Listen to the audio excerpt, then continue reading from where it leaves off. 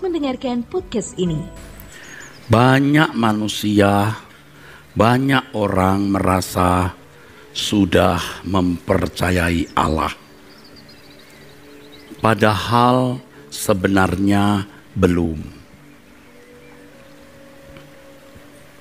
Sebagai buktinya, saudaraku, sangat sedikit orang percaya, orang beragama yang kualitasnya atau kualitas hidupnya berbeda dengan orang yang tidak percaya atau orang yang tidak beragama. Kita melihat fakta empiris, kenyataan dari pengalaman hidup. Pada umumnya kualitas hidup orang yang mengaku percaya kepada Allah dan beragama tidak berbeda dengan mereka yang tidak beragama atau yang tidak percaya adanya Tuhan.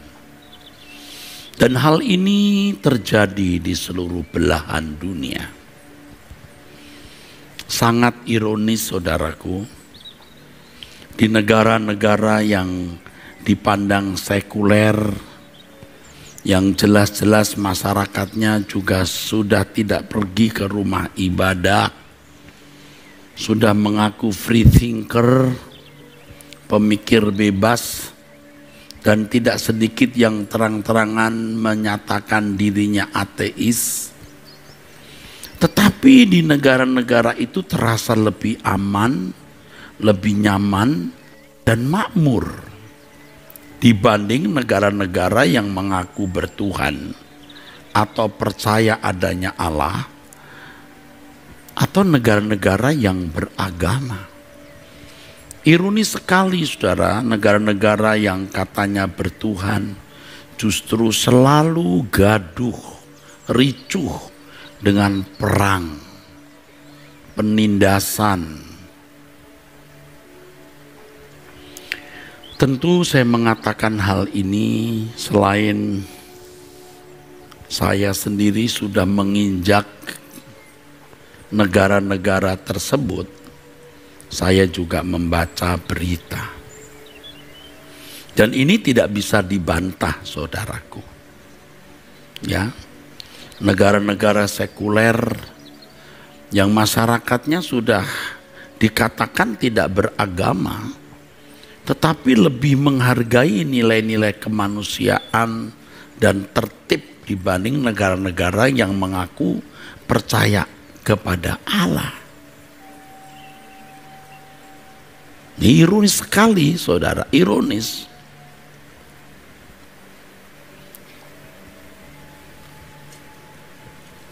Kematian Jamal Ahmad Khashoggi, kolumnis atau wartawan Washington Post, lenyap tidak berbekas sampai hari ini. Sejak 2 Oktober 2018 hendak mengurus dokumen guna perkawinannya di Konsulat Jenderal Arab di Istanbul, Turki. Tanggal 16 Oktober 2018 CIA, ya, agen dari intelijen Amerika menyimpulkan bahwa Khashoggi dibunuh.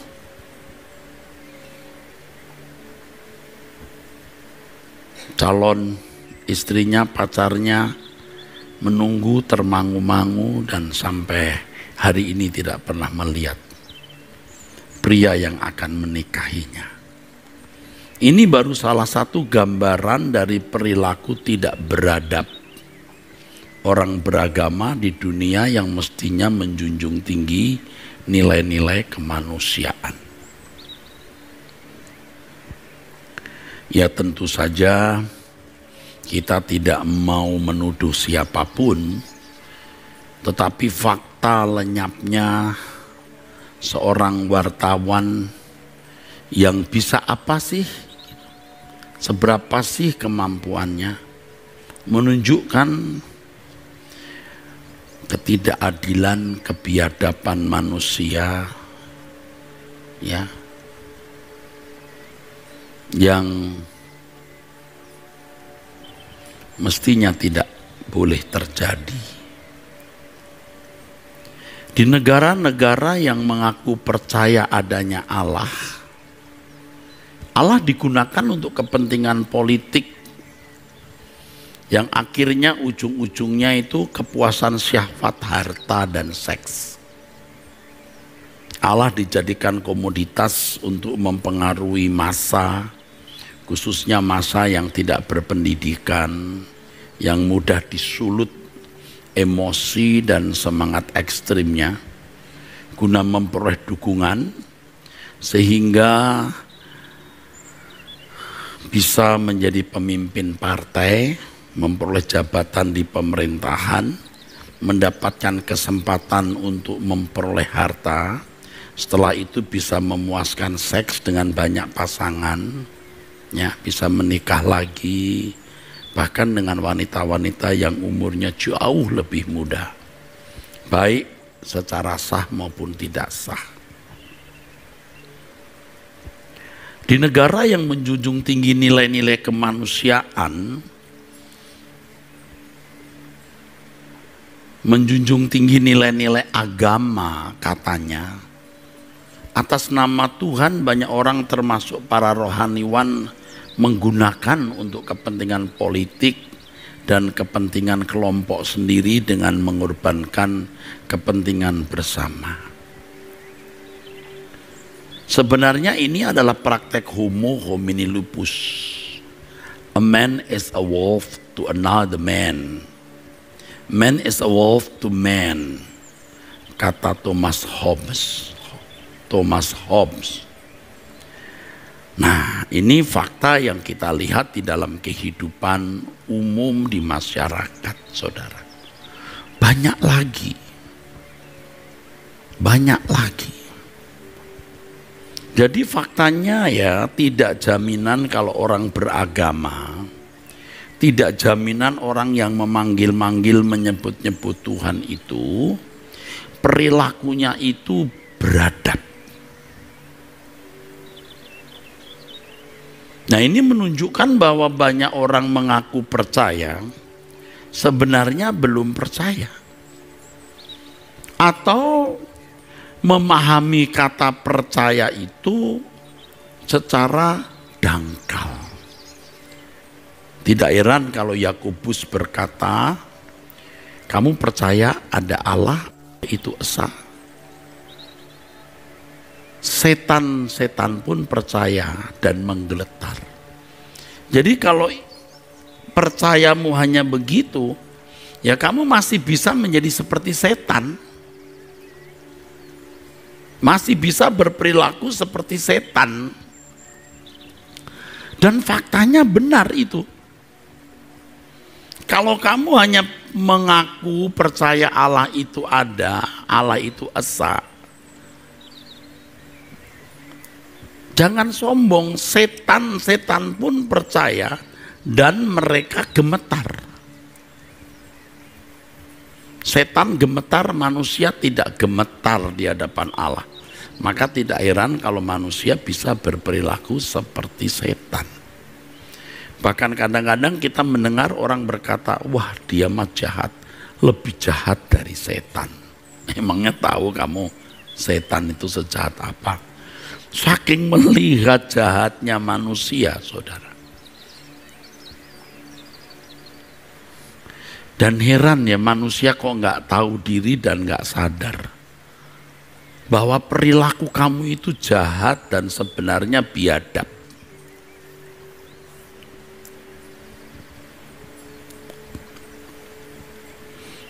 Heran orang pun tidak sadar, saudara. Jadi jahat, jadi kejam, ya. Sementara uangnya bertriliun-triliun, orang lain makan pun susah. Lalu bisa lo menjadikan orang-orang yang gak makan ini digerakkan untuk kepentingannya. Tapi mengaku bertuhan. Ada dalam masyarakat yang menjunjung tinggi nilai-nilai keagamaan. Bahkan merasa ya memiliki nilai-nilai kemanusiaan. Tentu Kalau suruh mengucapkan ketuhanan yang Maha Esa, fasih. Kemanusiaan yang adil dan beradab, fasih. Tetapi tidak sefasih itu di dalam mengimplementasikan dalam hidup, dalam mengaplikasikan secara konkret. Dan mengerikannya, Tuhan seakan-akan tidak ada. Tuhan itu seperti dibohongi, saudara. Tuhan seperti dibodohi, diemberi. Tapi Tuhan seakan-akan diam saja.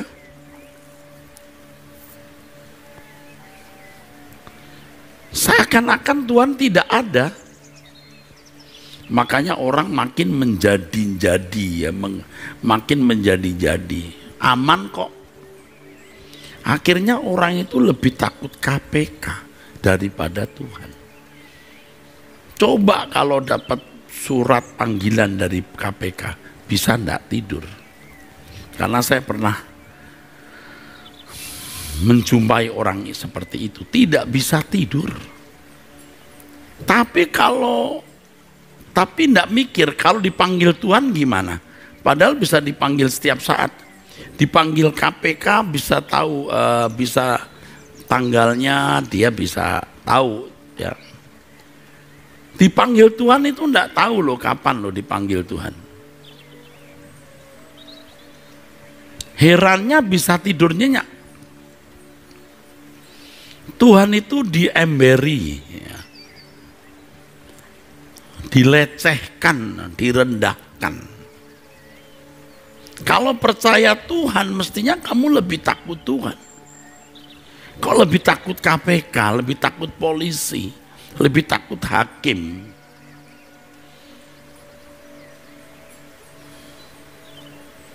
Nanti untuk menunjukkan bahwa dirinya pemimpin yang baik, sengaja show, menunjukkan kesalehannya beragama dengan show praktek tindakan-tindakan yang kelihatan dia itu beragama dengan baik, itu saudaraku. Benar-benar sudah gelap, mata hatinya gelap, nuraninya gelap. Waduh. Dan ini jumlahnya saya kira tidak sedikit. Tentu tidak semua masyarakat atau pemimpin di suatu negara yang mempercayai Allah itu ada dan nilai-nilai keagamaan dijunjung tinggi semua brengsek begitu, tentu tidak. Tapi prosentasenya Anda bisa mengerti loh, banyak atau sedikit ya. Waduh saudara, kalau perang itu bisa loh buang bom, bomnya itu bom kimia yang kulit bisa mengelupas, anak-anak mati seperti ikan yang diracun di sungai, mengelupas, bisa loh. Nah itu contoh ekstrim. Sekarang contoh yang tidak ekstrim, yang kelihatannya santun, kelihatannya sopan, tapi jahatnya membuat orang tetap miskin, ya, tidak memperhatikan orang lemah, ya. Tidak sedikit usaha-usaha tertentu yang benar-benar dikuasai orang-orang yang memiliki kekuatan relasi, kekuatan uang sehingga menjadi kartel-kartel.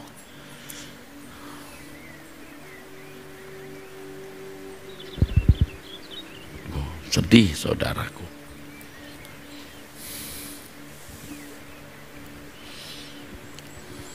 Saya nanti kalau beri contoh nanti bisa bahaya. Tapi ya itu yang jelas-jelas saya tahu. Kalau dulu misalnya rakyat kecil pada hari pasar bisa jual barang tertentu, entah bentuk ternak, entah bentuk piaraan. Sekarang ada kelompok tertentu yang bisa memperbanyak, memultiplikasi. Udah nggak bisa jualan.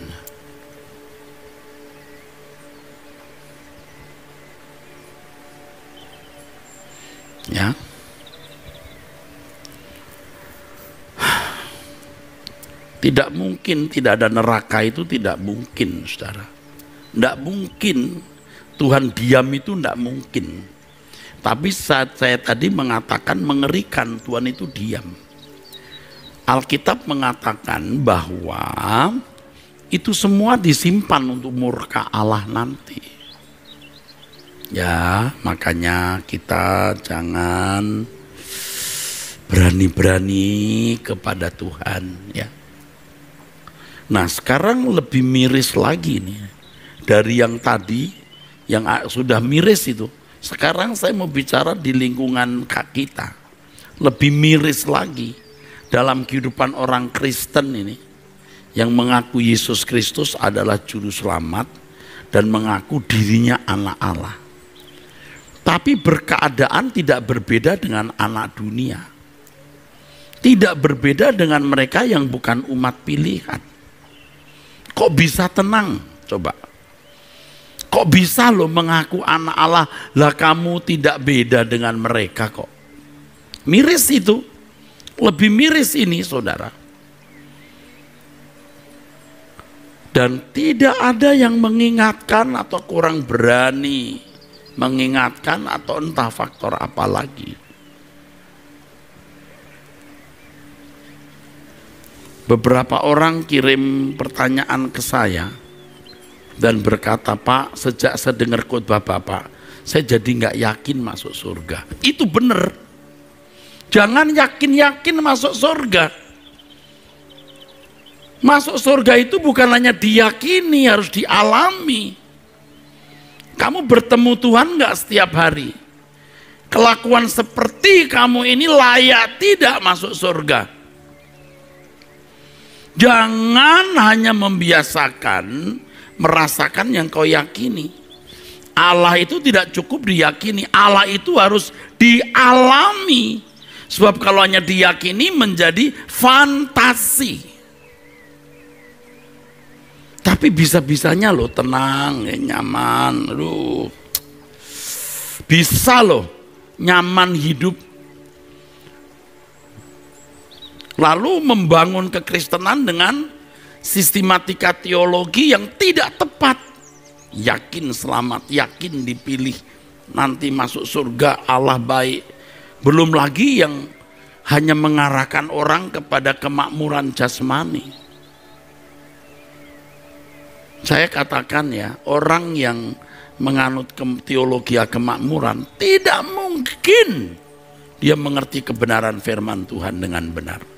Lukas 16 ayat 11. Orang yang tidak setia dalam hal mamon, yang tidak jujur, tidak akan memiliki harta yang sesungguhnya. Artinya harta yang sesungguhnya itu alitenon, kebenaran. Orang yang menganut teologi kemakmuran tidak mungkin berkenan kepada Allah. Tapi mengerikannya Tuhan itu diam.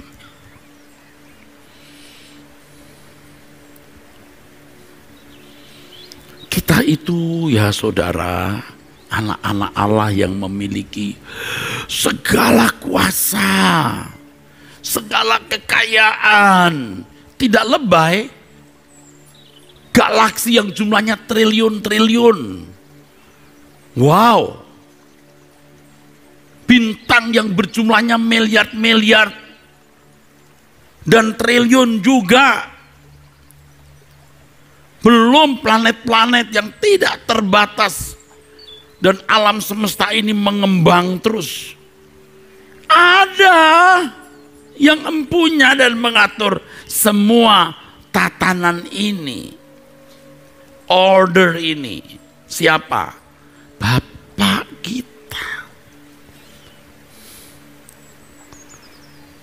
Nah, kalau Allah menjadi Bapak kita dan menghayati kenyataan bahwa Allah itu Bapak kita, kita tidak mungkin menoleh lagi ke belakang lalu mau menyenangkan diri dengan kesenangan-kesenangan daging kita. Walaupun tentu kita akan bergumul bagaimana meninggalkan keinginan-keinginan daging.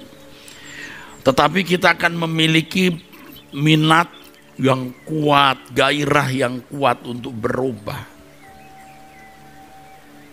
1 Petrus pasal 4 ayat 1 dan ayat-ayat berikutnya. Jadi karena Kristus telah menderita penderitaan badani, kamu pun harus juga mempersenjatai dirimu dengan pikiran demikian. Karena barang siapa telah menderita penderitaan badani, ia telah berhenti berbuat dosa.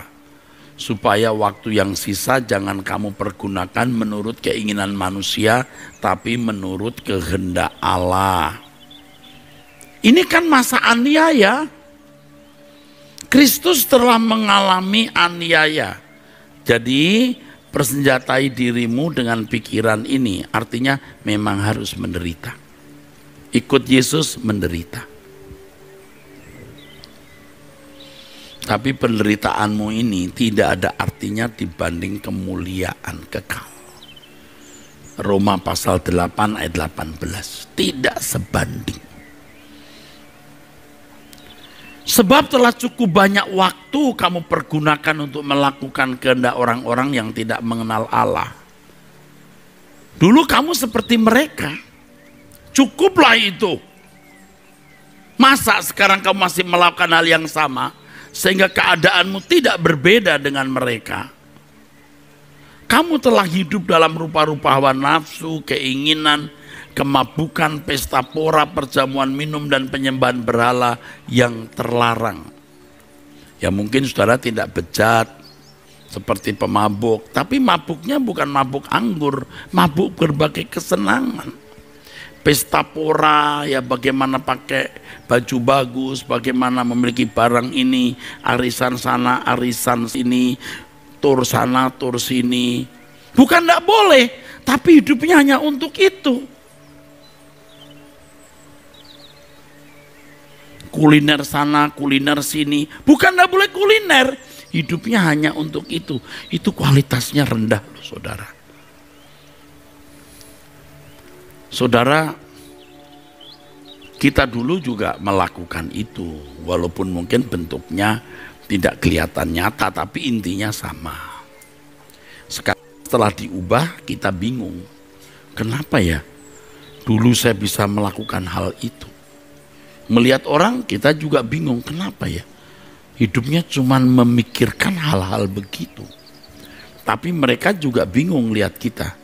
Kok kamu mikirin begitu itu kayak gak normal.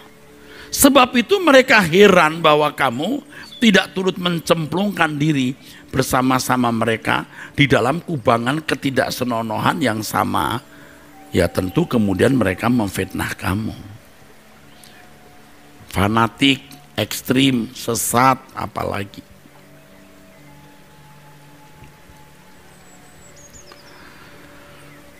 Saudara, kalau kita menjadi anak-anak Allah, cukup saudara, udah cukup.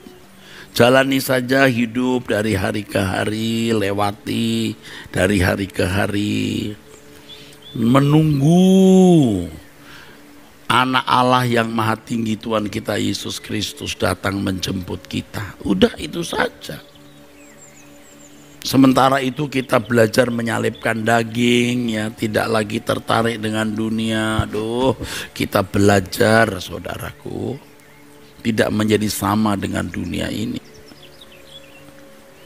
Dan ini merupakan keharusan yang tidak bisa ditawar. Kita sama dengan dunia berarti anak dunia. Anak dunia tidak mungkin masuk ke dalam kerajaan surga sebagai anggota keluarga kerajaan. Itulah sebabnya Roma 12 ayat 2 jelas mengatakan, berubahlah kamu oleh pembaruan pikiranmu naos supaya kamu tidak serupa dengan dunia ini. Kamu bisa mengerti kehendak Allah, apa yang baik, yang berkenan dan sempurna. Baik dulu,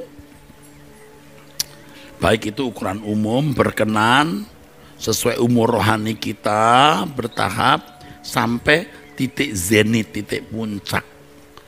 Ya, seperti yang Allah kehendaki. Tetapi di Roma 12 itu, ayat pertamanya, oleh kemurahan Allah, demi kemurahan Allah. Artinya karena Allah sudah memberikan kepada kita anugerah. Demi kemurahan Allah aku menasihatkan kamu supaya kamu mempersembahkan tubuhmu sebagai persembahan hidup yang kudus dan yang berkenan kepada Allah. Itu adalah ibadahmu yang sejati. Menjadi anak Allah beribadah kepada Allah Bapa kita dengan cara yang istimewa di dalam roh dan kebenaran. Seluruh hidup kita itu ibadah kepada Allah. Tidak mungkin sama dengan dunia.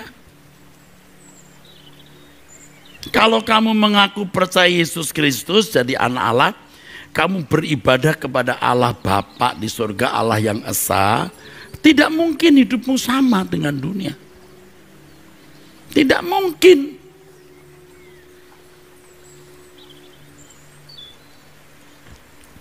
Kita itu ya saudara, sedih kalau lihat orang-orang Kristen.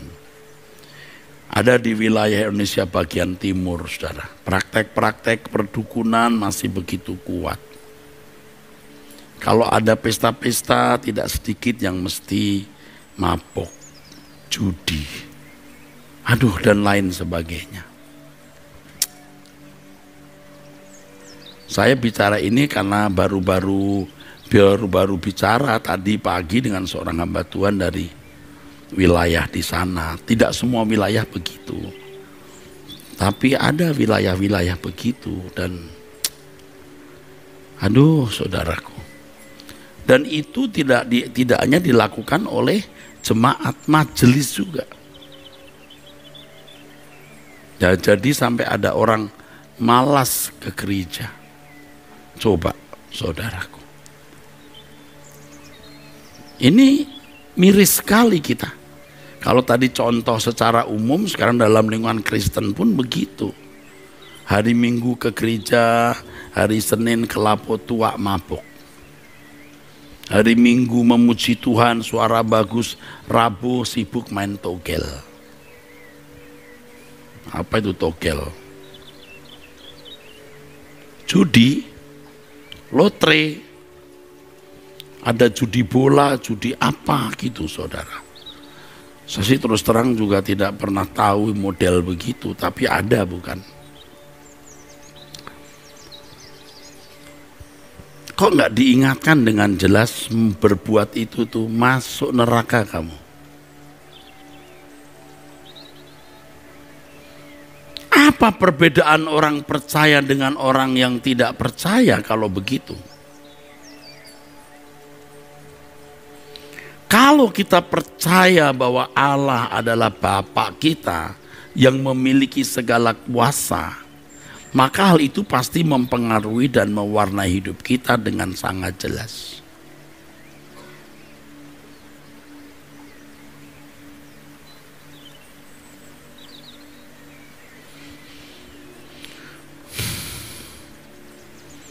Kalau kita masih sengaja berbuat dosa, tidak mau melepaskan diri dari ikatan dosa. Kalau kita masih mau menikmati dunia dengan segala keindahannya, kita tidak menghormati Allah Bapa kita loh. Kita tidak mengerti pengharapan yang terkandung di dalam keselamatan Yesus Kristus itu. Kalau orang masih berteologi kemakmuran, ia tidak mengerti kekayaan yang terkandung di dalam keselamatan Yesus Kristus. Tetapi orang Kristen lebih suka yang begitu itu, saudaraku. Lebih suka itu yang begitu, yang berkat-berkat itu. Nanti urusannya hanya berkat jasmani, memberi kolekte pun supaya dilipat gandakan. Janji kekayaan bangsa-bangsa akan diberikan. Dasarnya apa?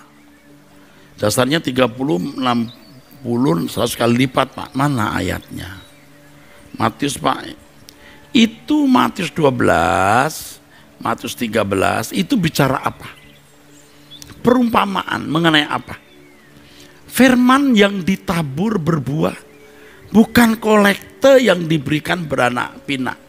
Tuh sudah ngawurnya, enggak kira-kira itu saudara. Saya bukan sedang mengomeli orang lalu menyakiti atau membenci. Nggak ada kebencian. Kasihan jemaat yang salah itu. Sibuk ngurusi persepuluhan. Alkitab berkata jangankan 1/10, seluruh hartamu kamu berikan tanpa kasih sia-sia. Memang gereja butuh uang, sangat membutuhkan. Tapi jangan memelintir ayat dong, ya. Jangan melintir ayat. Dan banyak lagi di pelintiran-pelintiran itu. Akhirnya saudaraku, Injil yang disampaikan itu nilainya merosot. Dan Injil yang merosot nilainya itu diberitakan menjadikan orang-orang Kristen yang juga merosot nilainya. Injil yang benar itu sederhana tapi mustahil. Oleh pertolongan Tuhan tidak mustahil. Apa itu? Mengenakan hidupnya Yesus. Apa itu hidupnya Yesus? Tuhan Yesus hanya mengisi hidupnya taat kepada Bapa, menyelesaikan pekerjaan Bapa, mengosongkan diri, menanggalkan semua hak-haknya untuk mengabdi kepada Allah. Luar biasa. Nah, orang-orang yang mengikuti jejaknya baru layak nanti dimuliakan bersama-sama dengan Tuhan Yesus di dalam kerajaan surga. Roma 8 ayat 17. Waduh Pak, mungkin orang berkata begitu. Waduh Pak, kalau begini siapa yang bisa ikut? Nah, dari dulu di Matius 19 Yesus juga berkata kok, memang sukar. Murid-muridnya juga sudah mengeluh, jika demikian siapa yang diselamatkan. Dan Yesus pun juga berkata, saudaraku, di Lukas 13 ayat 23 dan 24, banyak orang berusaha tapi sedikit yang masuk. Berusaha saja belum tentu masuk. Maka berjuanglah. Jadi tidak otomatis. Saudaraku, ayo kita menghayati kita anak-anak Allah. Kita menaruh seluruh pengharapan kita ada di dalam kerajaan Allah. Bumi ini sudah tidak nyaman dihuni. Sudah bukan hunian yang nyaman, saudaraku. Ya. Dunia ke depan itu, waduh, tidak jelas, saudaraku. Jadi marilah kita, ayolah kita memancangkan perhatian kita untuk kerajaan surga saja. Dan untuk itu ya kita harus hidup tidak bercacat, tidak bercela, dan tidak terikat dengan dunia. Banyak kan saudara yang hidup sekarang ini lagi sangat susah. Ibu-ibu yang dikhianati suami, ditindas anak-anak yang hidup dalam suasana yang tidak nyaman karena orang tua yang tidak bertobat, dan lain sebagainya. Ekonomi yang memburuk, hutang yang belum bisa, hutang yang ia belum bisa selesaikan. Oh, banyak deh masalah. Aduh, banyak masalah, saudaraku, banyak masalah. Tetapi apapun masalahnya, kita menaruh pengharapan kita di dalam kerajaan Bapa kita. Dia berkenan memberikan kerajaan itu. Yesus berkata, janganlah takut hai kawanan kecil, karena Bapamu berkenan memberikan kamu kerajaan itu. Kalau kita mempercayai Allah dengan benar, maka kita memiliki sikap takut dan gentar yang benar terhadap Allah. Takut dan gentar yang benar. Takut dan gentar yang dibangun oleh sikap hormat kita. Dan kegentaran akan Allah ini membangun hidup yang tidak bercacat dan tidak bercela di hadapannya. Beberapa kali saya berdoa dan berkata, Tuhan, ajar aku takut akan Engkau secara patut. Beri aku hati yang menghormati Engkau sepantasnya. Bagaimana aku menghormati Engkau secara patut. Serius saya berkali-kali berdoa. Apalagi minggu-minggu belakangan ini lebih sering. Tidak mau, saya tidak ingin nanti kalau ketemu Bapak di surga, saya menghadap pengadilan Tuhan, wah ternyata selama ini saya kurang sopan terhadap dia. Wah mengerikan itu. Mengerikan, jadi minta Tuhan tolong aku, takut akan Engkau sepatutnya. Dia tidak kelihatan, dia seakan-akan tidak ada, tapi aku harus menghidupkan dia di dalam hidupku. Bagi orang yang menganggap Allah mati bagi dia. Tunggu nanti Allah akan berurusan dengan orang itu. Tapi bagi orang yang mempercayai dia dengan benar, menghidupkan Allah di dalam hidupnya, maka Allah hidup bagi orang itu. Nah, kita itu tiap hari belajar menghidupkan Allah dalam hidup kita. Dan Allah pasti tersanjung. Orang ini beda perlakuannya terhadap diriku. Ia menghidupkan diriku di dalam hidupnya. Dan Allah menyatakan diri. Maka di dalam Alkitab sering kita menemukan kalimat atau beberapa kalimat seorang yang hidup di hadirat Allah. Raja ini atau tokoh ini hidup di hadiratku, kata Allah. Sebab dia hidup di hadiratku, karena Daud hidup di hadiratku. Emangnya yang lain di hadirat siapa? Ya semua mestinya di hadirat Allah. Tetapi orang-orang yang tidak menghormati Allah, dia sebenarnya keluar dari hadirat Allah. Waduh, Tuhan Allah kita itu diam, saudaraku. Senyap itu, ya. Kata senyap itu saya khotbahkan di hari Selasa di Suara Kebenaran dalam beberapa waktu ini. Mungkin kalau tulis buku judulnya Allah Senyap. Ini. Tapi aku membuat ia hidup tidak senyap di dalam hidupku. Aku mengalami dia. Nah, orang yang mengaku percaya bertuhan tapi kelakuannya biadab itu karena menganggap Tuhan itu senyap, lalu Tuhan seperti tidak terganggu oleh kebiadaban hidupnya itu. Nah, kita jangan ikut-ikutan cara hidup seperti itu. Ya, jangan kita ikut-ikutan hidup seperti itu. Percaya kita itu percaya yang benar. Baru kita memiliki perasaan takut. Ya, 1 Petrus 1 ayat 17. Kalau kamu memanggil Allah itu Bapa, hendaklah kamu hidup dalam ketakutan selama menumpang di dunia. Tapi sering orang Kristen itu dibuat kanak-kanak terus. Allah sayang, disayang. Anak kecil itu kan sering gak mandang orang tua. Ada tamu dia lompat-lompat, dia pipis di depan pintu. Kecil, tapi gak apa-apa, papa sayang. Apa terus begitu? Ini dunia sudah mau berakhir. Masa kita masih dengan alam pikiran kanak-kanak?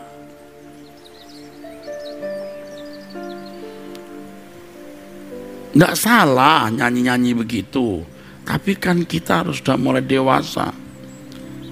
Sungguh ku bangga Bapa punya Allah seperti Engkau. Wah, ya boleh, tapi Bapak bangga nggak punya anak seperti kita? Coba saudaraku, kita tidak takut sepatutnya kepadanya. Kalau kita benar-benar mempercayai Allah, kita harus mengerti tatanan hukum. Padahal tatanan hukum orang Kristen itu bukan hanya tatanan hukum yang umum, bukan tatanan hukum secara umum. harus mengerti apa yang baik, itu tatanan umum. Yang berkenan sesuai dengan umur rohani, harus terus bertumbuh makin seperti Yesus, makin sempurna seperti Bapa, lalu sempurna. Nah itu yang Roma 12 ayat 2 tadi, jangan serupa dengan dunia ini. Kalau kita percaya Allah itu ada, ya kita hidup di dalam tatanannya dengan takut dan gentar. Kalau kita percaya Allah itu ada, di mata kita satu-satunya yang bernilai, satu-satu yang berharga hanya Allah. Hanya Allah. Di episode Anda bertanya Alkitab menjawab, berapa kali orang tanya soal persepuluhan. Bagaimana kalau saya tidak cukup Pak, anak saya sakit lalu saya harus memberi perpuluhan. Bagaimana kalau saya memberi perpuluhan tapi orang tua saya lebih butuh untuk ini. Aduh, saya sudah capek jawabnya. Jangan persoalkan begitu. Yang bernilai itu Allah. Sikap hatimu harus benar. Allah itu gak butuh uangmu, tapi bagaimana kau menghargai Dia. Ya tentu kalau kau menghargai Allah, kau berikan hidupmu untuk Dia. Tetapi kalau uangmu untuk orang tua, uangmu untuk anakmu sakit, ada yang mau operasi, gimana uang perpuluhan? Operasi karena tubuh kita bait Roh Kudus. Ayo kita tuh ngerti kebenaran. Dengan sikap hati ini bahwa Allah kita tuh bernilai berharga. Ini di sini taruhnya. Maka orang tidak terikat dengan dunia ini. Orang bisa mempersembahkan apapun yang dia miliki untuk Tuhan. Udah gak ngitung prosentase mestinya. Jangan menuduh saya sedang cari uang dan minta uang saudara. Memang ada nomor rekening di sini ya, jangan ditaruh nomor rekeningnya. Saudara memberi persembahan, khususnya ini jemaat GSKI ini loh. Ya. Tapi kalau sekarang lagi masa Covid sudah susah, tidak bisa memberi persembahan, ya enggak apa-apa. Yang penting hatimu benar. Berapa kali saya ketemu orang-orang berkata begini, aduh mohon maaf Pak, saya belum bisa buat apa-apa untuk Tuhan. Loh Tuhan itu gak butuh apa-apa, hatimu itu loh yang menilai, menghargai Dia. Nah banyak orang mempersembahkan bibirnya untuk menyanyi tapi tidak mempersembahkan hatinya, batinnya untuk Tuhan. Kalau orang menghargai Tuhan sebagai satu-satunya nilai yang berharga dalam hidupnya, itu uang itu masalah kecil. Lukas 16 ayat 9 sampai 10, barang siapa yang setia dalam perkara yang kecil, dia setia dalam perkara yang besar. Nah ini yang kaya-kaya ini loh, yang tidak mampu ya sudah, jangan merasa Anda bersalah karena tidak memberi persembahan, tidak masalah. Tapi yang punya uang, bagi untuk orang lain. Ya tidak usah ke gereja, bagi orang di sekitarmu, familimu, saudaramu yang sekarang ini baru masuk sekolah, lagi mau kuliah.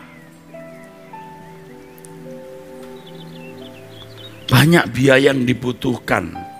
Saudara bisa bantu kok mestinya. Lalu yayasan-yayasan Kristen, aduh jangan cari uang terlalu banyak deh. Uang itu butuh, kita butuhkan, tapi tolong mereka yang susah dibantu. Uang itu perkara kecil, karena konteksnya itu mamon. Allah itu besar.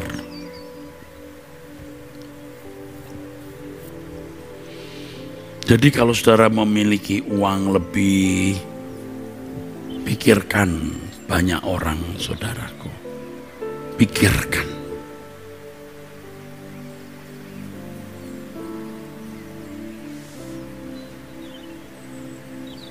Kalau saya mau pakai pikiran duniawi, ya saya tidak maulah membantu pendeta-pendeta sampai bulan Agustus dengan jumlah 1000 berlebih. Waduh, itu kalau sampai tidak punya kan bagaimana? Tapi ada saja, selalu ada. Oh, untuk pencitraan ya, nanti di surga, di pengadilan kita tahu saya ini cari pencitraan atau tidak. Udah pakai catatan, jangan pindah ke sinode saya ya, tetaplah di sinodemu. Masa sih ada orang kayak begitu? Ya nanti kita lihat di pengadilan. Karena kita juga pernah jadi pendeta yang hidup susah, jadi ngerti penderitaan orang susah itu, saudara. Waktu saya masih muda melayani sampai tidak makan 1 hari, aduh udah ngerasa susah itu gimana. Naik bus saya hanya numpang pegang Alkitab, kehujanan basah kuyup misalnya, ya itu betul. Nggak bisa beli jas hujan. Aduh, kita diomeli kondektur yang tarik-tarik duit karena kita nggak bisa bayar. Aduh, kok melayani Tuhan kok miskin amat. Tetapi kenyataannya kita mengalami itu. Sampai dulu saya melayani di satu tempat, saudara, saya itu punya kena kurap, perut kena kurap. Wah, gatel. Melebar. Waduh. Saya tanya penduduk setempat, kalau mengobati kurap itu pakai apa ya? Katanya minyak tanah dengan daun, ada 1 daun, saya bebek gitu. Saya taruh sini, wah panas. Akhirnya saya berhenti. Ini kurap terus merambat, kalau malam gatel lalu ada kayak keluar airnya. Waduh, benar-benar saya malu. Kan waktu itu di satu daerah itu kalau mandi itu di sumur. Sumurnya itu warna airnya kayak warna soft drink seperti coklat gitu. Kita mandi di situ bareng-bareng. Kalau lihat saya kurapan saya malu. Walaupun saya masih muda saya dipanggil om waktu om. Jadi orang situ kalau manggil saya om. Jadi kalau mandi saya pakai sarung segini supaya nggak kelihatan kurapnya. Saya bisa dipanggil om kurap. Hai om kurap. Wah, dah. Terus saya dengar orang kampung cerita waktu itu. Om, kalau orang sakit kurap om di perut terus melembar sampai ketemu lagi bisa mati loh. Wah, saya kaget. Wah, mati. Waduh. Kalau pendeta mati martir terhormat. Kalau mati kurap, sejarah gereja bisa rusak ini. Wah, bisa rusak. Tahun sekian penginjil sakit kurap, mati kurapan. Wah, menderita saya. Beli obat untuk kurap aja nggak bisa. Kalau lagi susah kita makan jambu air, daun singkong kita rebus. Jadi sudah ngalamin penderitaan itu. Kalau ingat hamba-hamba Tuhan yang susah, kita juga mikir, aduh kita bisa bantu di tengah-tengah suasana COVID. Nah kalau di kota orang bisa pakai live streaming, nih loh nomor rekening. Di daerah jemaat tidak punya ATM. Pendeta ada yang tidak punya nomor rekening. Perpuluhannya itu singkong. Kadang-kadang juga sulit hidup. 500.000 tiap bulan, 1 juta tiap bulan. Wah itu berarti. Sangat berarti. Tapi kalau jumlahnya 1000 lebih, 1800 berapa miliar? Kok cukup Pak? Ya nyatanya cukup. Anda jangan tuduh saya lagi cari uang. Nanti saja saya kalau dia ngomong-ngomongin gitu, ya saya diam saja. Kita tunggu pengadilan. Makin semangat saya hidup suci, makin semangat saya kerja buat Tuhan. Karena nanti kan pembukuannya dibuka di sana. Banyak orang susah, tolong deh orang-orang di sekitar saudara. Biar Tuhan senyum, ya. Tuhan senyum. Membuat senyum Tuhan itu waduh indah. Kalau kita percaya Allah itu hidup ada. Ketiga, kita tidak takut menghadapi segala sesuatu. Ini berkat yang tidak ternilai karena orang percaya tidak takut menghadapi apapun. Bahkan kematian pun dinantikan dan membahagiakan. Coba kalau orang mau cari uang, mau punya rumah bagus, mau kenal, punya relasi pejabat, tujuannya apa sih? Tenang, rasa aman, rasa bahagia. Dan ternyata relasi pejabat uang tidak menjamin. Relasi pejabatnya masuk penjara. Uang kapan saja, situasi dunia tidak jelas. Tetapi kalau kita memiliki ketenangan karena kita mempercayai Allah yang hidup, Dia yang kita percayai itu membuktikan kehidupannya, kehadirannya, kenyataan kehadirannya dan kuasanya. Pasti kalau tidak di bumi ini, kita meninggal dunia, kita melihat kemuliaan Allah. Mosok Pak? Ya terserah Anda mau percaya atau tidak. Ini loh warasnya orang yang benar.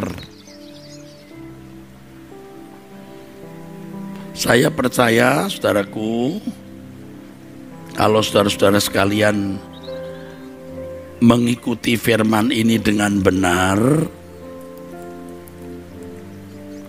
saudara akan mendapatkan ketenangan. Amin.